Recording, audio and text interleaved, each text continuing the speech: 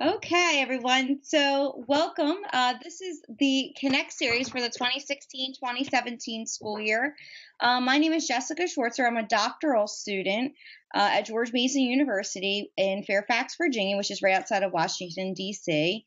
I, along with my co-chair for the series, Naomi Lawrence Lee, are going to be facilitating a dialogue with you this evening around the topic of cultural competency. So what we're doing is the Connect series is actually affiliated with the Graduate Student Committee of Division A of AERA. In Division A, we support an examination of sources and types of educational leadership, including administrators and others inside and outside of schools, and the effects of leadership on educational institutions. So our focus is on educational leadership. The Graduate Student Committee affiliated with Division A, which is who we are. Our goal is really trying to kind of strengthen and broaden the graduate student experience with Division A and kind of bring students and scholars and researchers and policy makers in our field of educational leadership together. This Connect series is a once a month, we have a virtual panel discussion focused on current themes in educational leadership related to policy, organization, preparation, and practice. So we're hoping that this dialogue session could be something that could spark some interest among our graduate students and foster more conversation in this area. So our topic for this evening is cultural competency in school. As many of you may know, we chose this topic because of its relevance to the current context that we're in education today. I know Dr. Smith will be happy for me to say this. William Frey, who he introduced me to, has said that we are experiencing a diversity explosion in our country. And what do we mean by that is that as our student population becomes more diverse, questions still remain whether or not the teachers and school leaders are really meeting the needs of those diverse students from those many different cultural and racial backgrounds. A lot of times, cultural mismatch between educators and students can have negative effects on students of color. So tonight we're going to discuss how cultural competency and leadership for cultural competency can help us improve student achievement for minority students. So before we go on, Naomi, would you like to say hello and a little bit about yourself before I introduce our panel? Certainly. Good evening, everyone. I am Naomi Lawrence Lee. I'm a doctoral student at Texas Southern University in Houston, Texas. I'm actually completing up my coursework this fall and will be preparing to study for my comprehensive exam. I'm excited to be part of the Connect series and even more excited to hear the discussion tonight on cultural competency. Okay, Take great. it away, Thanks, Jessica. Naomi. Thank you. So our first panelist this evening is Dr. Robert Smith. Dr. Smith is also joining us from George Mason University. He is professor and a former superintendent of the Arlington Public Schools in Arlington, Virginia. Dr. Smith, say hello and give us a little introduction of what I may not have gone over already. Well, good evening. And I wanted to tell Naomi that I spent 16 years as the assistant superintendent for curriculum instruction in the Spring Independent School District. Okay. In Houston. Yes. So I'm familiar with your area. Certainly.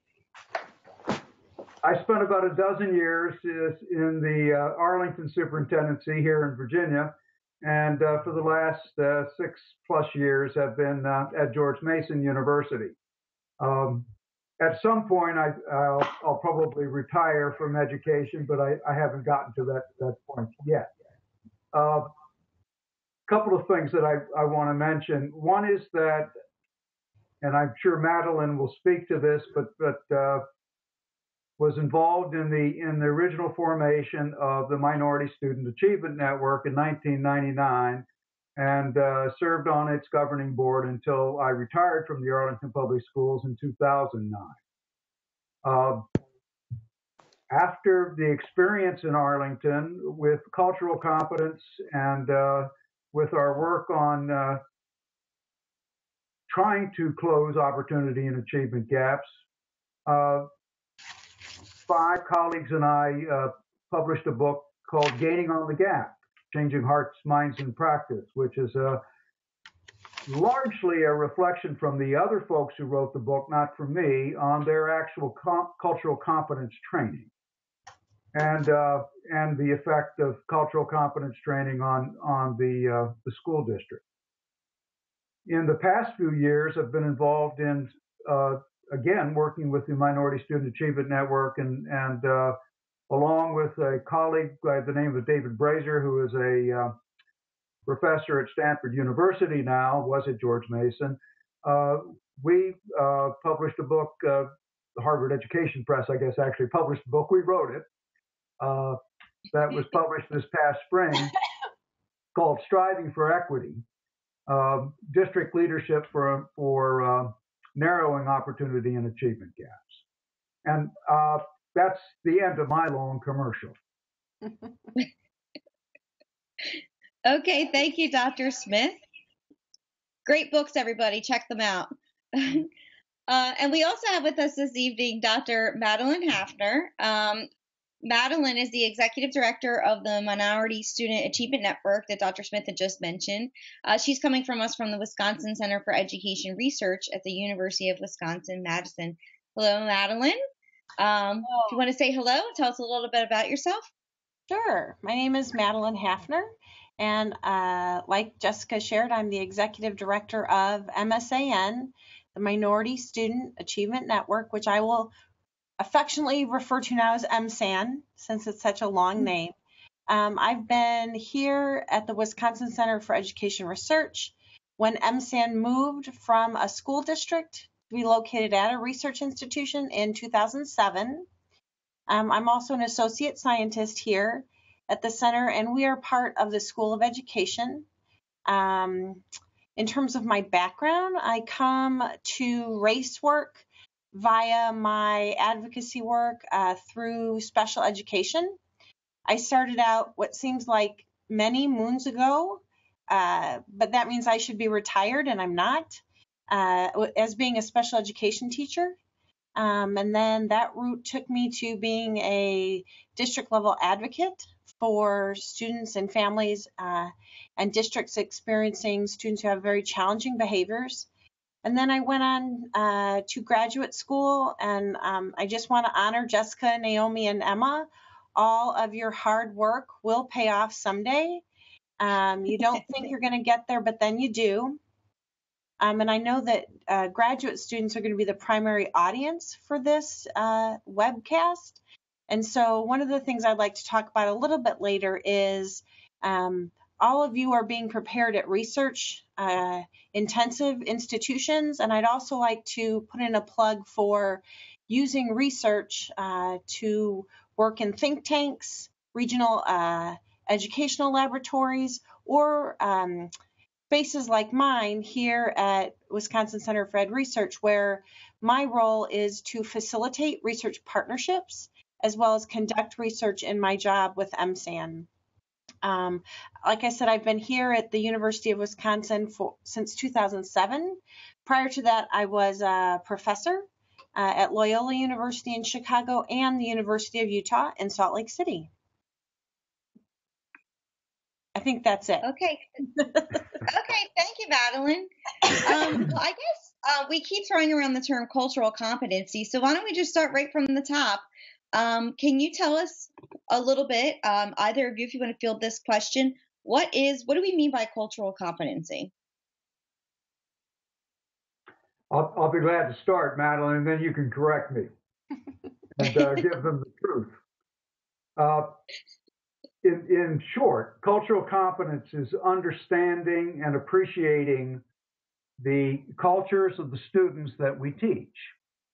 And I believe it requires some knowledge about the life that our students lead, the cultures that they represent, And that's no easy task in a very diverse school district where you may have youngsters coming from over 100 different nations and speaking over 100 different languages as their first. Uh, One of the things that we came to a conclusion about, or I was persuaded by people smarter than I, and I was actually somewhat resistant to the idea because I'd gone through the 1970s uh, diversity training and T groups and sensitivity training initiatives, which I don't think brought us very far, as it turned out. The cultural competence training in which I've been involved is a little different in that it begins with our own personal stories, and it ensures that those of us, for example, who are white males, understand that we have a privilege that we typically don't recognize, and that we are racial beings, which is something that we don't think much about typically. My concern with moving towards cultural competence training was driven by a belief, pretty much a conviction after a number of years, and after seeing that our progress on closing the gap in student achievement had stalled. I finally reached the conclusion that it's likely that it was stalling because we were sending out messages of which we were unaware. And when I say we, now I'm talking about white teachers. And in our school district, the vast majority of our teachers were white females, and or white males for that matter, and that we were sending out expectations that of which we were unaware.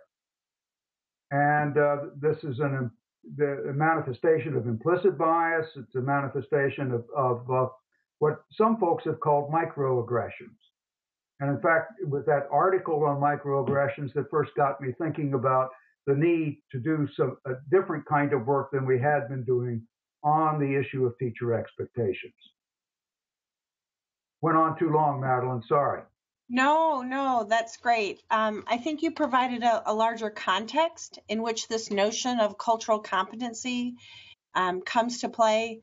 The terminology in education, and in my background, the sociology aspects of education are constantly changing from, we would call it diversity training, social justice training, being a culturally competent teacher, being a culturally relevant teacher.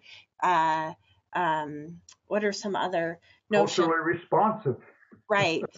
And so I think Rob's notion of first going internally to understand who we are as racial, ethnic, linguistic beings, and then moving what we come to understand in terms of our actions and the policies and practices that inform the work we do in schools.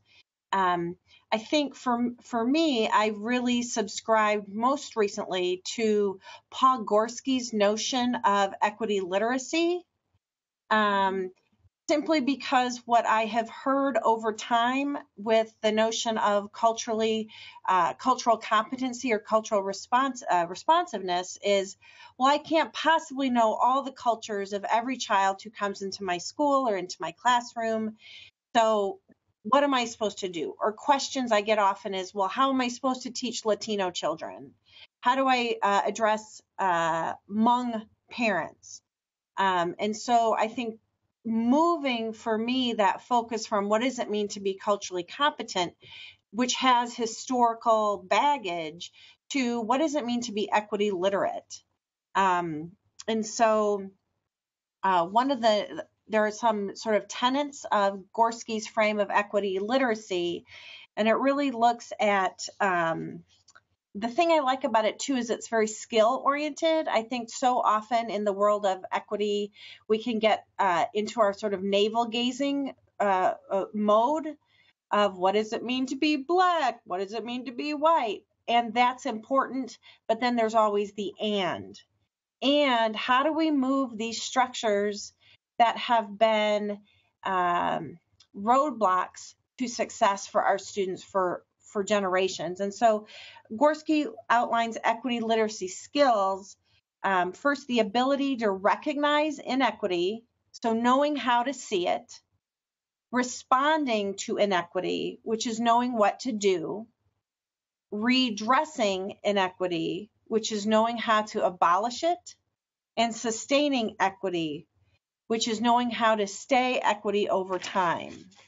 And so, as Rob mentioned earlier, part of why MSAN was formed in 1999 was because these districts knew the predictability that race, socioeconomic status, ethnicity, language played in terms of access and outcomes.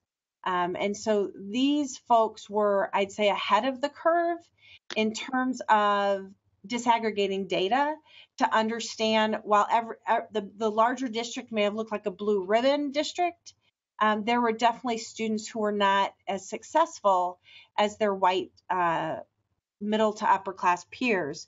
So one of the principles of MSAN is to consistently addressing what we would call opportunity gaps, while at the same time ensuring that all students achieve to high levels. And so I think that's an important part about what it means to be equity literate as well, is understanding that social and political context of the space where those inequities exist. None of the opportunity gaps that exist in our schools exist in a vacuum. And so you've always got the historical experience, the social and political pressure from prominent families. If you want to do some interesting reading, I would recommend John Diamond's book, which highlights the notion of opportunity hoarding. It's a fascinating concept that absolutely undermines lots of the progressive notions of what it means to be doing good work in schools. So I think that's my sort of broader definition around what is cultural competency. And I don't know if you want to move into, I know you set up several questions. I don't know if you're going to move us into those or not. Naomi, do you want to go ahead?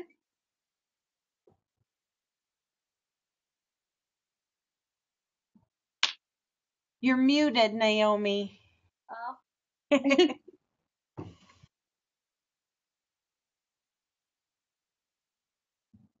There I go. Now I'm back. You can hear me now? Yes. Yes. Oh, great, great. You mentioned during your discussion about the historical context of cultural competency.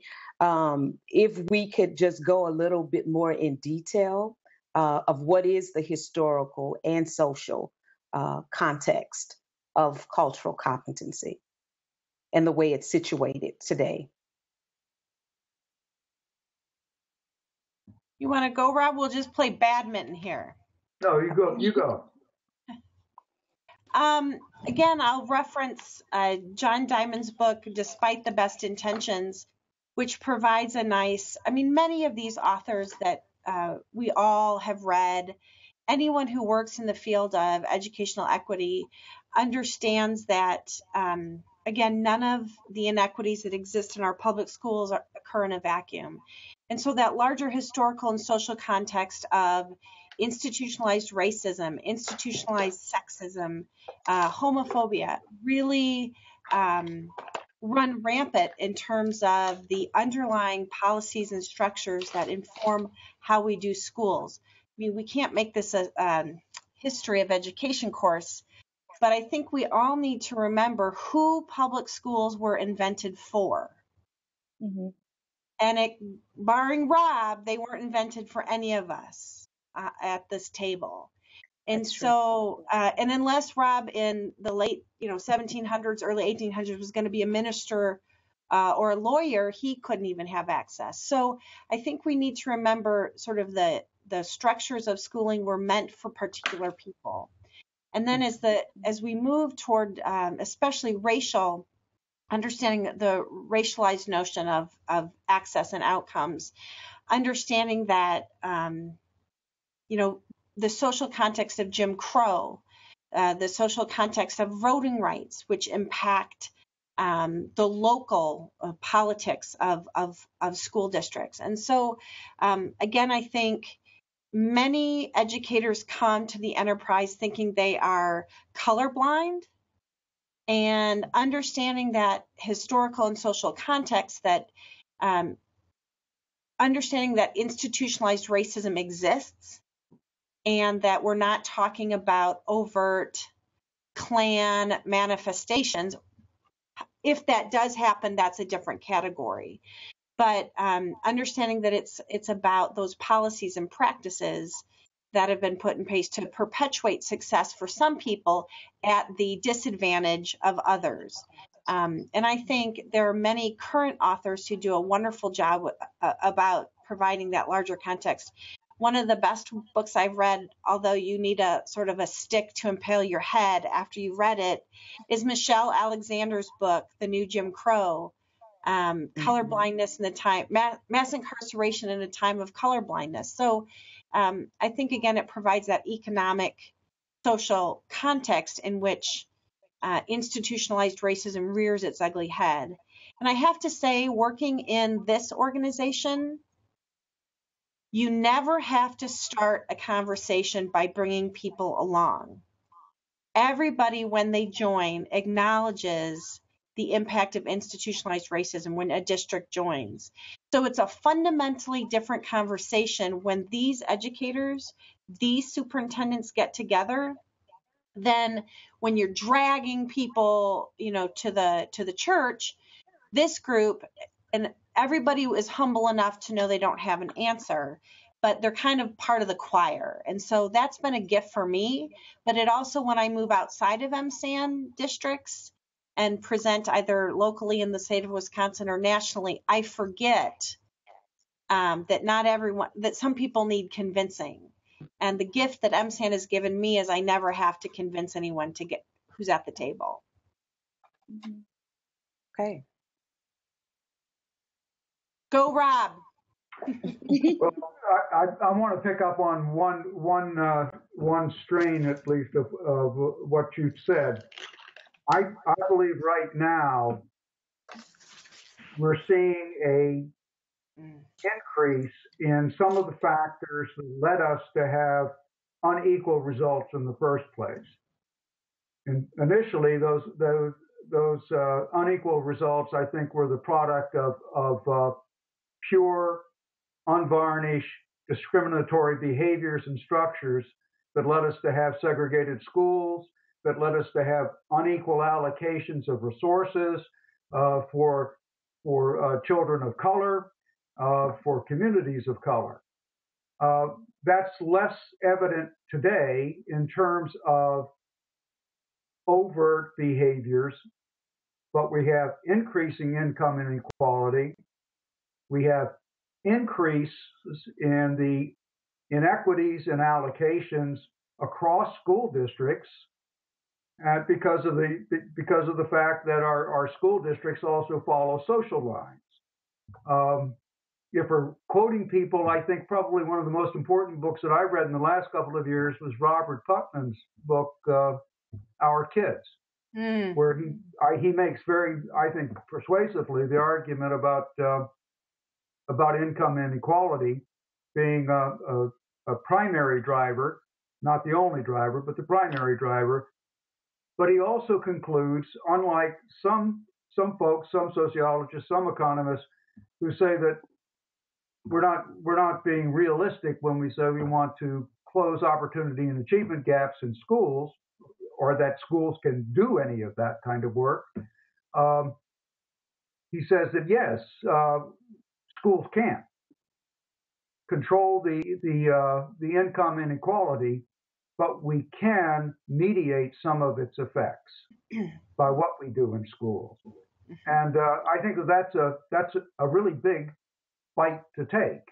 And whether we can even do that is questionable if we don't get our own houses in order in terms of how we're working with the conditions that lead to unequal results and that lead to the greater predictability, which may be coming down the road. I'm not certain about this, attributable to race and class. And I'm very, very concerned about that in the light of what we know to be clearly increasing income inequality that follows racial lines. I think too, Rob, you touched on an important point about schools being able to mediate some of that. And at the same time, and I think the role of the superintendent is crucial in this, garnering and harnessing the power of community members to mediate the variables they can also support and I don't want to say control, but looking at housing, looking at access to healthcare. So looking at those disparities across different well-being indicators in a community. Where I have seen most success in our MSAN districts is when that has become a community conversation in addition to a school or district conversation. Because then you had other folks working around healthcare disparities, around job access, around early intervention, those types of things. So I think often we can look at the disparity data, and I know Stanford just put out an amazing tool that you can click on almost any town in the United States, and it can come up with 3 different types of disparities in funding, in educational attainment. So it has some description, but also some disparity notes. It can become quite overwhelming. And I think what Rob really reminds us is that we can mediate some of those variables. And then the question for us as school leaders is then how do we harness the resources that then are going to help our communities be more impactful, because we all know schools can't do it alone. So one of the what I found to be interesting responses when we interviewed the 13 governing board members that we interviewed for the book on striving for equity, it struck me is that there were some really interesting stories that a few of the superintendents told about the very point that Madeline's making, where as community leaders, they work with other community leaders to have an impact on, for example, in your town, Madeline, Madison, Dan Neerad told a wonderful story of working with community folks to ensure that all children had access to health insurance, which they didn't have. Right. And that's not a normal role for a superintendent to play, but I think it's probably a very important one. I think some of the same things can be said about work around provision of jobs, around the social welfare services that exist in communities, and how the resources for them are allocated. But at the same time, there was an undercurrent of discussion among these superintendents about the danger in talking about the role of the community and letting us off the hook as educators. I had that same feeling myself as a superintendent. I would have never addressed a group of teachers and said, you know, we can't solve this problem. Yes, we're going to solve this problem. Because I didn't want to let them off the hook. I didn't want to let myself off the hook. Our board operated in that same way. I think we probably need to take a more nuanced look at that now, and I think that's happening. I think superintendents have come to that conclusion that schools can't do it by ourselves, that folks like Richard Rothstein may be right, that we set ourselves up for failure when we say we're going to eliminate gaps, if we're saying that all of the gaps are going to be eliminated by what we do in the schoolhouse. Yeah. Chances are that's not going to happen from what we do from what we do in the schoolhouse. But I think those of us who are in community leadership positions can work with other folks in the community and have a major impact. And I began to see that was at least a beginning trend. Madeline, you probably have better information about that than I. Oh, well, I'll just echo that we do see progress. The title of Rob's book, written with his other wonderful colleagues in Arlington, of that notion of gaining on the gap. I think the complexity of the challenge is more punctuated now than it ever has been. And so while many of our districts see progress, it is in no way, shape, or form the advancements that I think they have anticipated given their longstanding investment in equity work. But again, the context keeps changing. The types of tests kids are given, the accountability measures change, and that whole context changes. We've had several school districts in Ohio came together, and under the leadership of Shaker Heights, Ohio, they said in response to the report card that the state was mandating, they said, we are going to construct our own report card, which doesn't just highlight those accountability measures that the state says are important, but we're going to look at access to extracurricular activities for all demographic groups. We're going to look at access to music classes, to band. They were going to put their report card was going to represent the values they had as a community, which children participated in different arts programs, those types of things. So I think those are the way our districts are looking at growth over time. And you could say, I guess some people could say, well, that's letting, if you don't look at those specific accountability indicators, then you're not really showing growth. But I think given the political and social context of those indicators, again, these districts have stepped up and said, what does a whole person look like in our district, whether or not they joined us in kindergarten or if they joined us their sophomore year in high school?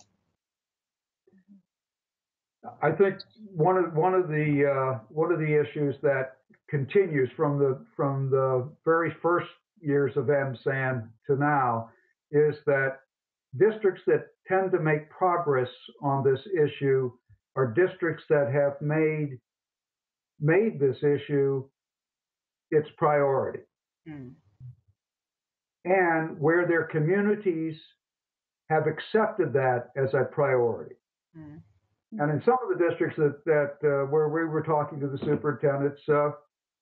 superintendents were hired because of their work in this area and because the boards were committed to it.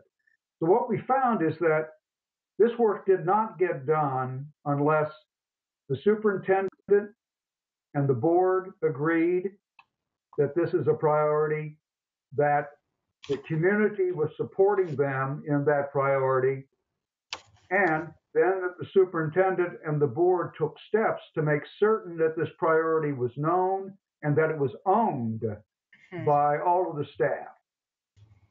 And I used to tell a story, I think I'll get in trouble for it, but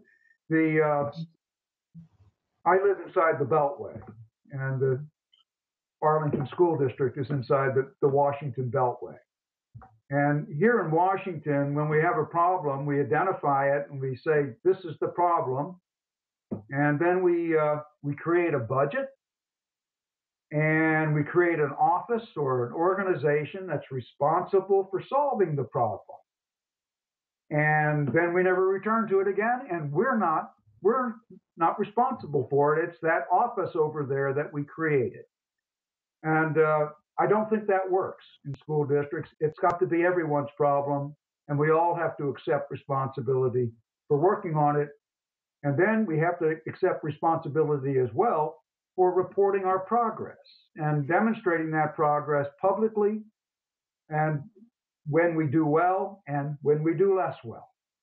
And we need to be very straightforward about the data and about what we've accomplished. I think it's also important, as Madeline was pointing out earlier with her example of the Ohio district, that that data be robust, that it include more than the state criterion reference scores or whatever our favorite measure of the day is, and that it involve all sorts of indicators of opportunity and achievement. Mm-hmm.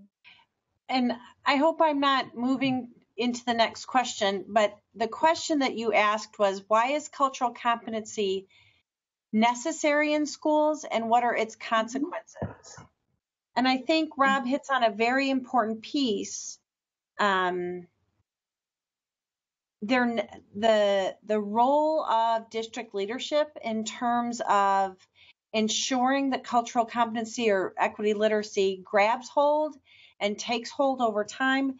In the book Gaining on the Gap that they wrote, he outlines conditions, organizational conditions that are necessary to move this equity work. And he noted measuring and reporting the problem consistency, acknowledging the problem and putting the data to demonstrate it front and center, making the goal a priority for everyone in the system. And I would add to that over time.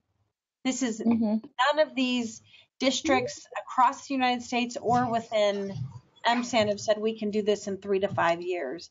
And the other key of why it's necessary and that the consequences are great, distributing equitably resources directed towards accomplishing the goal. And Rob brought this up earlier about the fiscal inequity that occurs in our in the United States, but also within a state. And that takes courageous leadership, a board that is extraordinarily supportive. I think in the larger districts where you've seen red sections and green sections of the district mapped out, and that those sections of the district that need more funding, more people, more resources will receive it. And that's progressive to education, where everybody moves up the pay scale at the same time, at the same place. Everybody gets the same lunch. Everybody, it has to be this sort of the sameness. And I think that's another piece of leadership, since this is a Division A webinar, of that's courageous leadership to say we're going to put our money where our mouth is, and we're going to allocate resources in an unequal fashion in order to exactly. And again, I just think that is so important. And the other piece that I think many of our districts do is to embed equity within the core technologies of teaching and learning. Making it a tangential initiative is dangerous. Then you have experts who may or may not come in and come out, and there's no ownership of that. But when it becomes built into those core technologies of teaching and learning, it becomes a standard operating procedure. Equity questions are embedded in professional learning communities, in evaluations. Even when the state or federal government mandate a certain type of teacher evaluation, our districts have been creative in how do we adjust those templates to consider equity goals that people and the district have set. So I think that those organizational factors really support the strong outcomes districts have shown, and the necessity for those organizational structures to be in place. So it seems like from the organizational level, for a school leader, is that there needs to be a commitment from everyone involved.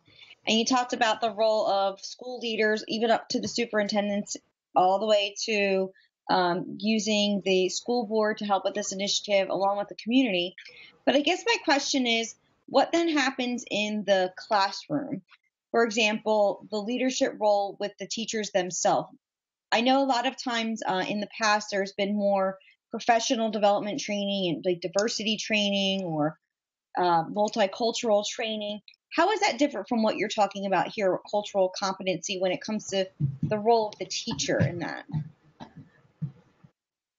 Well, the role, is somebody else responding? I'm sorry. Go No? ahead, Dr. Smith.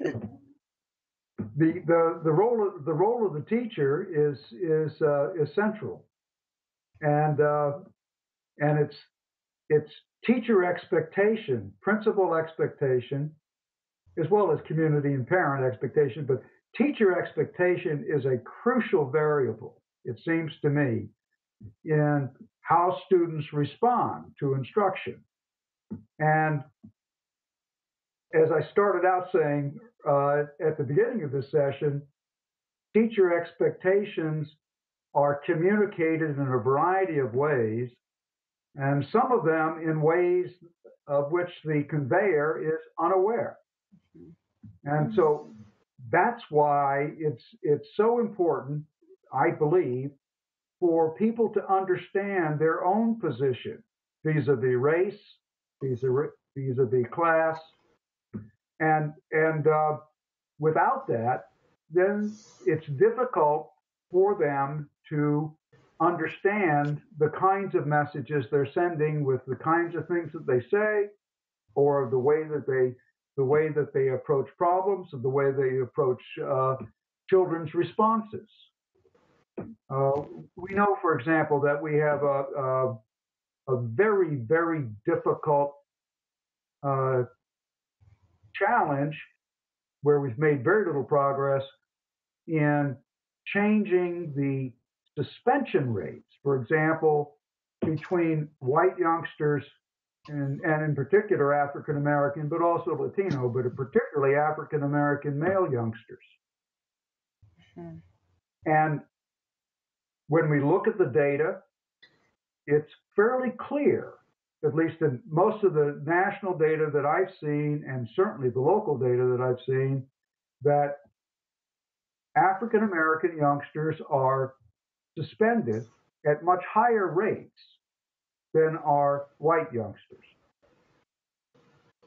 But that's not true for all kinds of infractions. Mm-hmm. For those infractions that are relatively objective, mm-hmm. whether somebody punched somebody else out, whether somebody sold drugs, whether somebody had a weapon, there's no great difference by race in those figures. It's in those infractions that deal with insubordination, misbehavior, whatever it happens to be called. That's where we get these amazingly large discrepancies. So that obviously the treatment is disparate and the recognition of the problem is disparate. Where does that come from? Well, who is reporting the infractions? Mm-hmm. Teachers. And if these are judgmental reports, if they're based upon our judgments of what we think was intended by the behavior, it's clear, at least it is to me, it's clear that those of us who are white see those behaviors differently than from white kids. Could be the same behavior than we do from African American kids. One of the most I don't know. I'm sorry. I just no, go say ahead. I don't know how you intervene in that situation without people having an understanding of what their own thought processes are, what their own history has been, and how they want to think about these issues. I haven't met a teacher who. I actually haven't met a teacher who wanted to discriminate against youngsters, who wanted to take advantage of kids of color. And people who indicate, I think Madeline mentioned earlier, the issue of color blindness. I think that's one of our biggest problems, is that we still tend to believe that the equitable approach is to be colorblind when actually what we need to be is color aware, including our own. I thought I sound like I'm on a high horse. I'll get off. No, that's not a high horse at all. I think that's one of the most practical applications of equity work is in the classroom, is to understand what role does implicit bias play in my everyday responsibilities, in how I group kids, in how I segregate kids for lining up for recess, in how I interpret current educational movements such as grit. What does that mean in terms of the students in my classroom? How do I apply those notions? How do I come as a teacher to understand the influence of stereotype threat that my students may have, the influence of racial microaggressions in the everyday interactions that my students are having in their schools and in my classroom? And I think, when you talk about, you say, up from to the principal and then up to the superintendent, and what it needs, I think in the districts I've seen in terms of their success growing, is it's over. It goes from the teacher and in conjunction with the principal, in conjunction with the superintendent, that it has to start up top and go down, that it's both and there are always a cadre of teachers who are supportive of equity work, who have gone through the trainings, who have been reflective of what their racial identity means to them and how that plays out. They've been willing to put their data out publicly. They've invited people into their classrooms. It becomes standard operating procedure.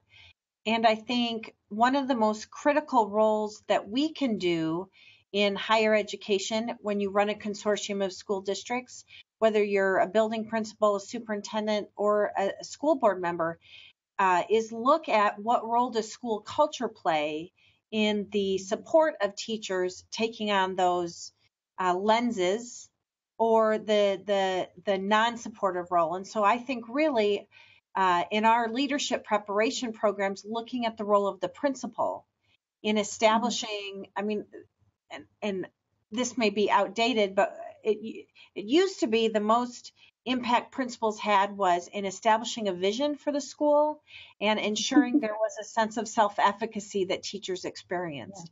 And so if you have a group of white teachers who have never experienced or worked with a group of students of color, or not students definitely from 7 different countries, as we look at our growing immigrant and refugee populations, how does a principal set that culture that says, we're going to be supportive of you, understanding bias, understanding your cultural expectations, understanding the lenses that you bring to this teaching and learning endeavor.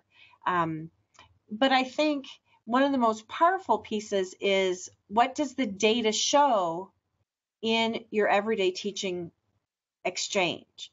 So one of the questions you ask is, what are the consequences if we're not trained or we don't develop cultural competency? And we see that Rob mentioned school discipline. I will add to that disproportionate representation in special education. When you look up the subjective criteria of certain disabling categories, those are higher for students of color, whether your state identifies it as emotional disturbance or behavior challenges, whatever that might be. Those look very different than a kid with a cognitive disability. So looking at overrepresentation in special education. Also, who are the kids getting suspended from school and going right to the juvenile justice system? Are there practices in place, such as restorative justice practices, to help students maintain their standing within a community as part of a learning community, as part of a school, instead of the juvenile justice system? And then the last part, where the consequences are great if we don't get this work into our classrooms, is students' access and success in honors, AP, or international baccalaureate choices.